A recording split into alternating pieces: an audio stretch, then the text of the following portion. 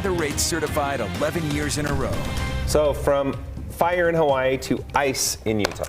That's how we're going to make that transition, Alana. Well, it is icy out there right now. Anything that was wet, those temperatures have dropped. Gosh, this was a good storm. It felt like Mother Nature was like, we need a little Christmas right this very minute. Gosh, we definitely dealt with snow throughout many locations in Utah. This is the overhead look at Sugar House Park. Scott Taylor sending us this one. Nice to see the mountains coated with snow, but also the valleys, that lake effect band really delivering. And you can tell exactly where it's set up and impacted areas. Kaysville getting 9.5 inches, East Layton getting 9, Heber getting 8.5. So we know that we really added to the accumulations as we headed into the overnight and early this morning. Bountiful Bench, final total there at 8.3 inches. Sandy picked up half a foot. Layton itself at 5. Clinton 4.5. Tooele getting 3.3. 3 inches at Daybreak, and Lehigh getting 2.5. We saw snow further south at the I-70 juncture, and now it's cold. It's all about the cold as we get through the next several hours and into tomorrow. Here's what we're tracking. Those frigid temperatures as well as those icy conditions for your morning commute. A few clouds as we roll into tomorrow. It's just a brief break, though, because we have an active pattern now settling in,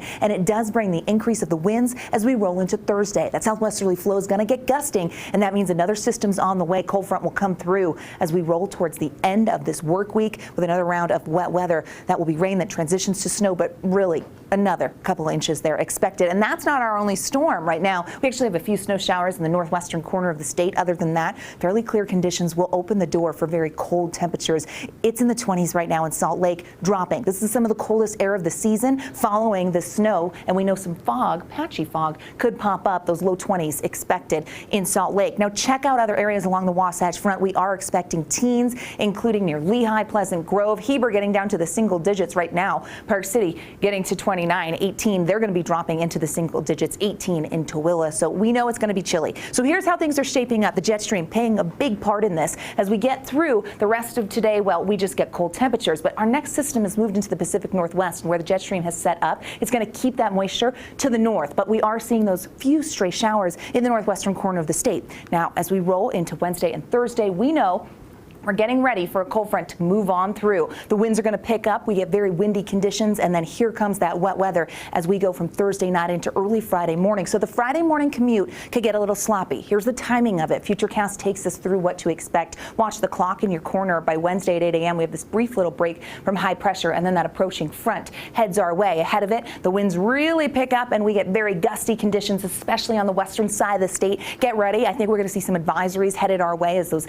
wind gusts really pick up and the front comes through. 10 p.m. we start to fill in. Now we know we're going to see cold temperatures that late in the day, so this is going to be snow that accumulates, and the potential is there not just for the mountains but for the valleys as well. It's a quick hitter. By Friday at 5 a.m. a bulk of the moisture on the model there wants to clear out, but that means that we could see sloppy conditions for your Friday morning commute plan now. High pressure definitely wants to take over following that. Doesn't stay that way because we get another storm brewing as you look towards the Pacific, and that one's going to move in late Saturday through Sunday and Monday. Now the models want to bring in a decent amount of snow. We're looking at about a trace to 2 inches from the Thursday-Friday storm. We could see heavier totals as we get through the latter half of the weekend. Temperatures for tomorrow in the 30s and 40s. We're looking at 30s and 40s on the eastern side of the state, 40s for the I-15 corridor, and 50s down there in St. George. Speaking of Washington County, next 7 days, chance of some rain on Friday. Yeah, the winds are going to be the big talker. Oh, look at that. My turkey still wanted to jump up. Didn't want to end the party. Wasatch Front brings in the cold temperatures